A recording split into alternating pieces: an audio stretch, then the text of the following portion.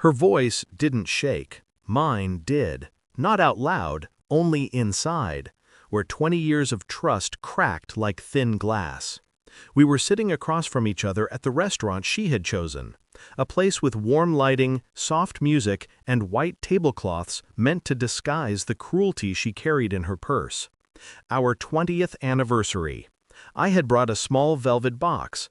She had brought a single folded document.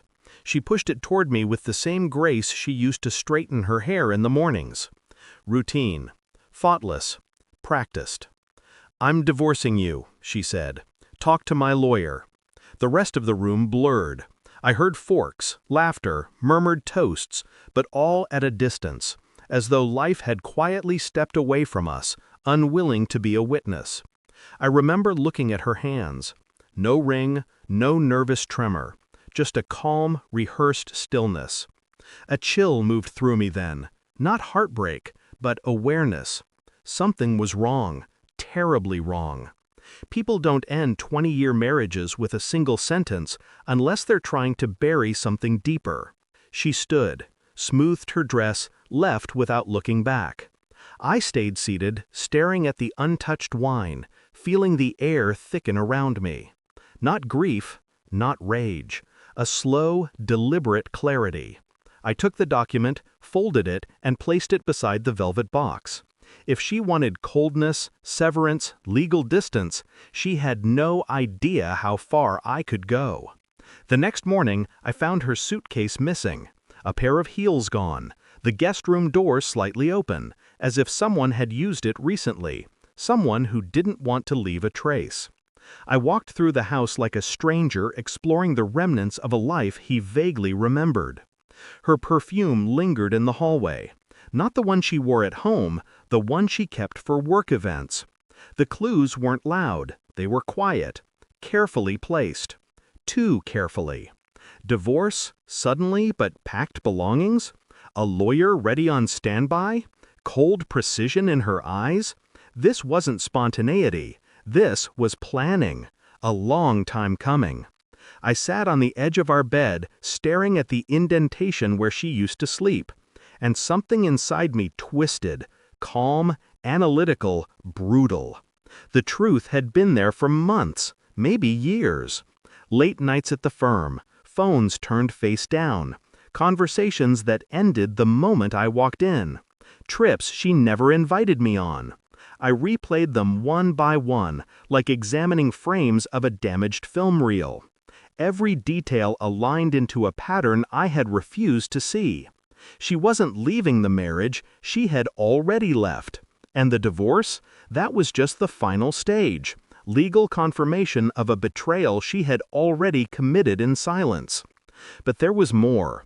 Something she feared I would discover.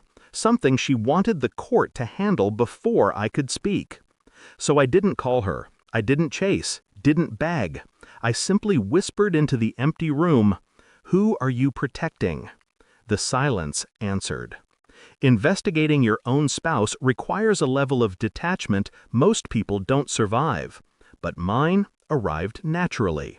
Cold, precise, methodical. I began with her firm, emails, phone logs, bank statements. Nothing explosive, just inconsistencies. Charges at restaurants she never mentioned. Hotel bookings under corporate retreats. Late-night calls from one recurring number, unlisted, private. I didn't react, not outwardly.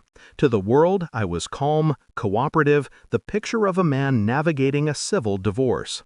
Inside, I was cataloging every deviation, every half-truth, every missing hour. The number led me to a private messaging account. Behind it, photos.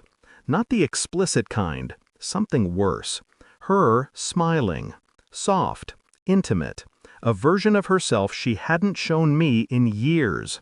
And the man beside her? I recognized him instantly. Her firm's senior partner, married, 2 kids, respected, untouchable, until now. I kept digging. The timeline stretched back 18 months. Trips, dinners, client meetings. And then, something colder than infidelity.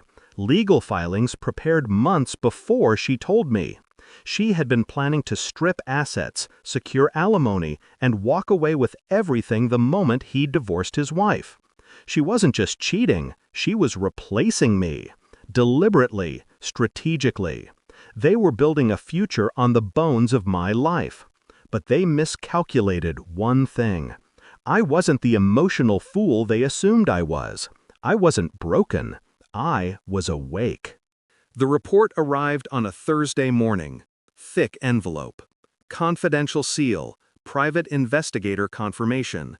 Affair fully documented. Photos, dates, locations, financial trails, everything. I walked into her firm that afternoon. The receptionist greeted me warmly, unaware of the storm I carried. "I need to see the senior partner," I said. The moment he stepped into the lobby and saw me, his face drained of color.